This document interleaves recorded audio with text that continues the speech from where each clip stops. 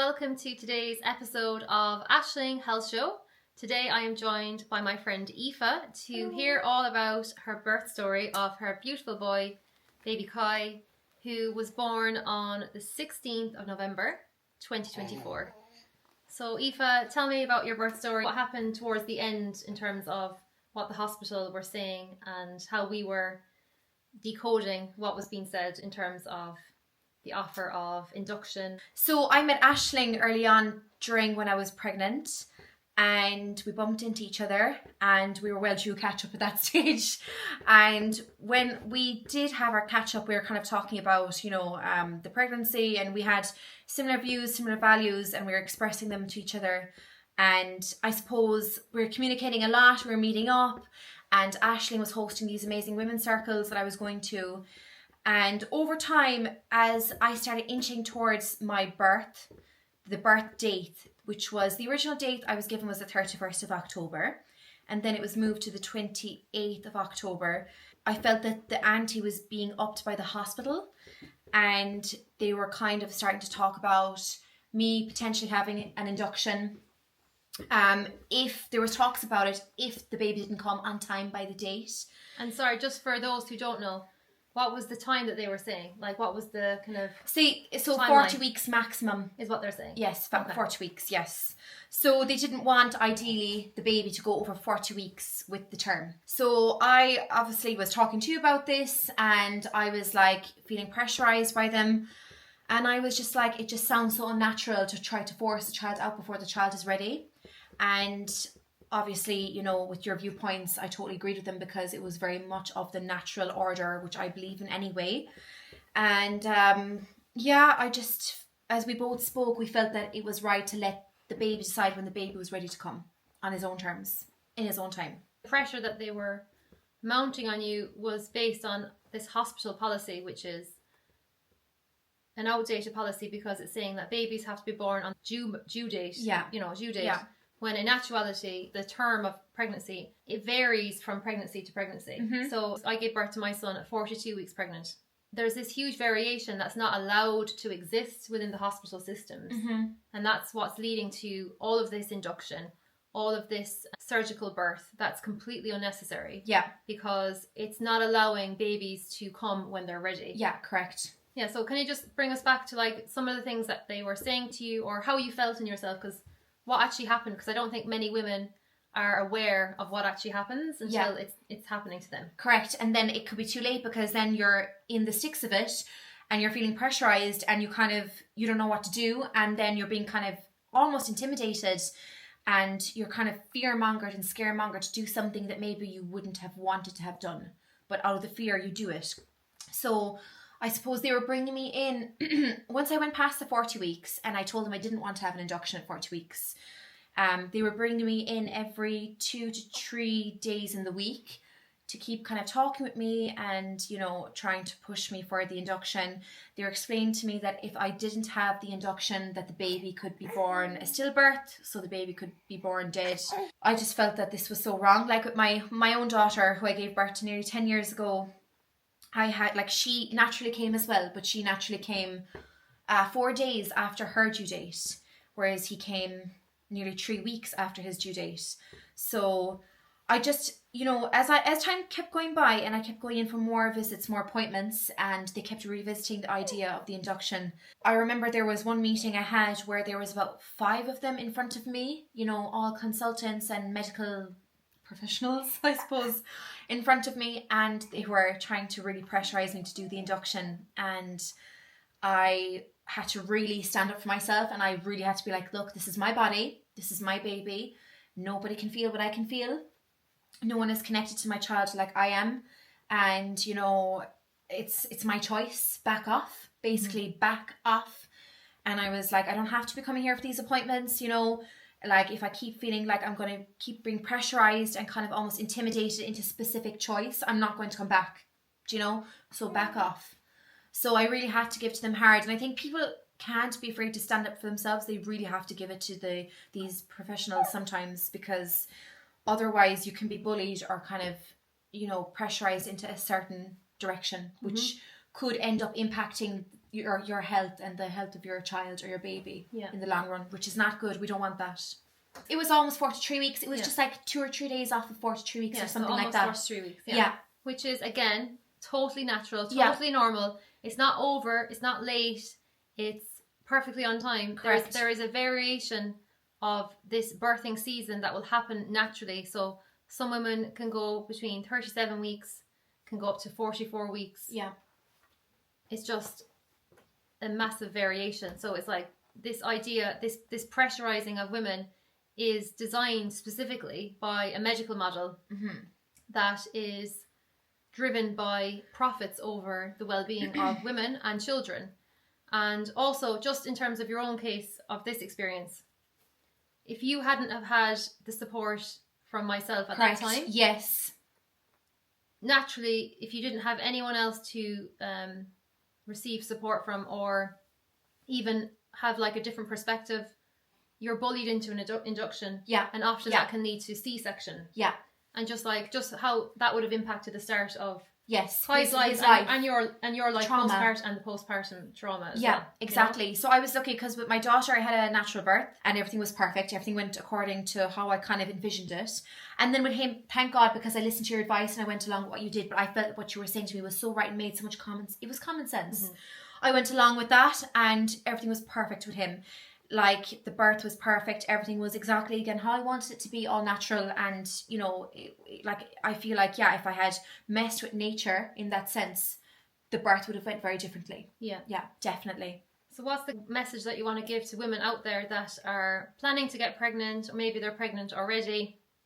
What advice would you give to them as a now mother of 2 and having these 2 births? I would say message us, reach out to us. No, I would say, like, do you know what? Nobody knows your body better than you do. No one knows your baby better than you do. Of course, you know, the medical industry has its place. Absolutely take on their advice, listen to them, whatever. Like, sometimes interventions are necessary when, like, something is actually wrong. When there's actually a life and death situation. Correct. But if there's an emergency. An emergency. Yeah. But if there's no emergency, like there was no emergency in my case, yet they were still trying to push the baby for an induction. This is like, you know, all the scans were perfect, everything was perfect. So why pressurize me to have an induction? Why pressurize the baby to come out sooner than the baby's actually ready? It doesn't make any sense. So I would say, women, stand up for your rights, for your bodies, for your freedoms. Don't be pressurized to do something that is kind of against nature, but also against you and your child. And you know, don't be fear-mongered, because I'm telling you, they told me all these kind of horror stories, and of course they told me they use fear to control women. Correct, exactly. Like they told me that he could be born a stillbirth. They kept telling me this in many appointments, and I said no, he's not going to be born a stillbirth. Like, be quiet, you know. It was just, well, it's the most horrific thing to say to a woman who's expecting but even in the late stage of your pregnancy, you're so vulnerably open, like you're so open on a emotional level and spiritual level and everything, because you're about to enter into this birthing portal. And so women need to prepare and understand all this, I feel, in preconception, before you get pregnant, and especially in early pregnancy, so that that you know the lay of the land, and you know how to protect yourself, and you know how to protect your birth, and you're able to make choices that are based in truth, as opposed to based on hospital policies that are governing and dictating the start of people's births, which aren't actually based in the physiology of birth. No, exactly, they're not. We are going very far from the natural way of birth, how we used to always give birth for centuries. You know, we're going very far from that kind of a way, and I think it is just leading to more problems, you know. So, I mean, the ultimate message here is to really just stand up for yourself and really question everything, and reach out to people like us, you know, who really believe in natural birth. And I suppose, as we said, unless there is an emergency where it's like a life or death situation, then okay. But if there is no signs of such a thing, you know, I would really question it, and I would really, you know, relax, really think about it, do your research, reach out to someone, speak to someone, and I would listen to your own intuition, your own body and your baby, and go from there. And the reason why we're doing this as well is because people's lives are being taken, you know, people are dying, and, you know, there's babies that have died, or, you know, mothers have had horrible experiences and injuries to their bodies because of listening to the advice of medical professionals when they haven't been extremely correct, you know. Yeah. So I think that we just need to be very careful, and we're just putting out that message just to help people to make sure that nothing happens really to someone. But so recently, I remember you were listening to some radio show, and it was like just the statistic of just the increased amount of C-sections that are happening. Yeah. And it's scary. People have to understand, like, if you are inducing a labour when the baby is not ready, baby is the indicator of readiness and will send the cascade of hormones, bring about the natural physiological labour. Yeah. The birthing process, the sensations, the contractions of the uterus. Mm-hmm. And if you're inducing and medically manufacturing that, in a lot of cases that's going to lead, a cascade of interventions will lead to needing a C-section. Yeah. Because you've messed with nature. Mm-hmm. And I've just seen it over and over again with so many women. And yeah. I think we need a better way. We also need way more support for women, which is why Definitely. I'm doing the work that I'm doing. Yeah. And more women are stepping into these roles of really working to bring birth back to women, with women. Mm-hmm. And ultimately, for me, is like bringing it back, all that wisdom that has been lost. Yeah, definitely. Because we have a few generations now where birth was taken out of the home, and it has been put into these medicalized settings, and because of that we have all this lost wisdom. So even when you're saying like women need to get in touch with their intuition, definitely, first of all you have to deprogram from all the fear before you can even access that intuition, because your mind will actually be getting in the way with all these stories and all these very deep rooted fears that have been experienced from the past few generations of birthing in this way inside hospitals. You know, so that wisdom isn't in our women's communities. No, it's not. It's not in families. It's not in women's circles. You know, unless women are choosing that. Yes, like I chose that, so it's like I'm kind of breaking away from that, so that we can start actually learning about our intuition, because we haven't had that for a long time. Yeah. It's not being encouraged to talk about enough, and that's why it's great with what you're doing, because you're encouraging, you're bringing up that conversation that a lot of people are avoiding, or they're not actually thinking to address, you know. So there does need to be awakening with this subject, because as we said, it's not to shame women, it's to bring light, because there's a lot of women whose lives are being destroyed, or their babies are being destroyed, their lives, because of this stuff that is going on. That is why we bring this video here, because we want to bring awareness to that subject and just hope that people make the right choices and the right decisions for their own selves and for their babies, you know. I just think of Kai now, baby Kai, who's here, and just in terms of how much of a lovely start that he had, and it would have been some crisis for him to enter this world with his mother in distress. Yeah. You know, because you would have been so, like, when you're induced, it's not a natural labour. Yeah. Because the labour will build up very gradually. You know, the way when it started, I hope you were, I don't know, I was at home in the morning, just about to take my daughter out to school, But didn't it gradually build up? It is, gradually. Yeah. Whereas if you're induced, that's brought on straight away. And your body's gone into fight or flight, that stresses out the baby. It's just like you're bringing your child in a very stressed, fear-based way, in that way. Yeah. Whereas when you actually let the natural physiology of you and the baby to work in harmony, it's like you're coming into the world in a very peaceful, loving way. And that's how it's designed by nature. Yeah. You know, and it's for women to know that and to be able to claim that now is so important. Yeah, definitely. Not just for the birth, but actually impacts your whole entire life. Like how you're born is like impacts your whole entire life. Yeah, people have traumas from when they're born, and they haven't linked that traumas they have later on in life are actually linked to their birth. Yeah. They don't know. So yeah, it's really important. It really starts, well, actually it starts in the womb.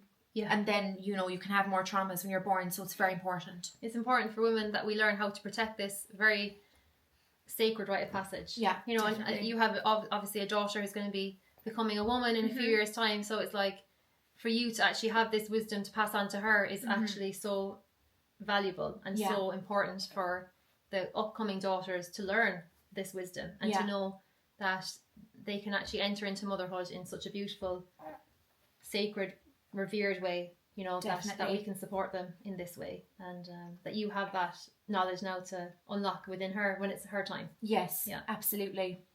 So all I can say is I'm just so lucky I had Aisling by my side, and we actually reconnected randomly when I was pregnant. It was amazing because honestly I think it was meant to be, she was meant to be there kind of advising me along, and she was great. She was checking up on me all the time. She was asking me how I am I okay, how are the appointments, you know. Whenever I had a question, I went to her and she answered me all the time, and she just kept me at ease. And you know, she really, just kept me at ease, and I just knew I was making the right choices, the right decisions, and I just felt very confident in going forward with what I was doing, which is really important, you know. Yeah. Especially because it can be such an unsure time, and especially because the hospital kept bringing me in and kept kind of pressurizing me and making me feel like I wasn't good enough, I was not being a good mom because I wasn't listening to their advice. And it was a tough time, you know, especially when I was already feeling quite vulnerable, and then they kept bringing me in and just kind of putting those awful talks to me, which were really, really pissing me off, to be honest. And that's when I had to really stand up for myself and said, enough, do you know, this is my body, it's my baby, back off, or I'm not coming back for more appointments. You can't force me to do anything I don't want to do, and I'm sick of it. I've had enough, and I'm going forward with baby to decide when he wants to come. Yeah, well, I would just say there's not too many women that I know of that would have the same strength and courage that you have, you know. So it was really an honor to be able to support you in this journey, and you had that internal strength to actually stand your ground as a mother, and to also stand up to things that feel uncomfortable, because as women we've been very trained to be good and to kind of say yes and do all these things, whereas when it comes to being a mother, like, we have to be able to be uncomfortable and say no. You have to be able to assert your authority, because you are the leading authority of your child's life, and that's something that has to be developed within you, doesn't it? Definitely. Because we've been trained to knock out that instinct. You know. So it's like that instinct has to come back, and that fire of like, no, you are the steward of your child, and you have to make these choices consciously, and you have to become educated, because you can't just go with the flow of the maternity services, because you're flowing into not a good system. You know, it's not set up to support natural physiological birth. It's not. Exactly. It's set up to support medicalized birth. And in most cases that's not needed, and the issues that are happening for most people are manufactured. So get educated, reach out, really do this work ideally before you get pregnant, and especially in the early stage of your pregnancy, because like Aífe, when you're at the end, it's just not the time, because you're just feeling tired, and you're emotional, and you want to be protected in that space. So just do that work beforehand, so that you can actually go into your birthing experience and have the birth of your dreams, and what is your birthright as a woman, to actually birth your child. As you are able to conceive and gestate, you are also designed to birth your child. Your body is actually, funnily enough, designed to do that. Funnily enough. I read that's strange, isn't it? Yeah, we've just been like creating the species for millennia, and you know, we just need to learn the truth and understand our own physiology. And understand what has actually happened in terms of how our perception of birth has been very altered, and even like this language of due date, there is not just thing as due date. It's literally, it's a birthing season. It's a birthing season, and so let's bring that back into the collective. Definitely. So contact Aisling when you're pregnant. So thank you so much, Aífe, for coming here, and thank you for your courage. Thank you as well for your advice. Honestly. Well, it's been amazing to witness, and I'm so happy that Kai gets to have you as his mum. Oh, thanks, Aisling. He's very lucky. Thank you, as is Rian. Oh.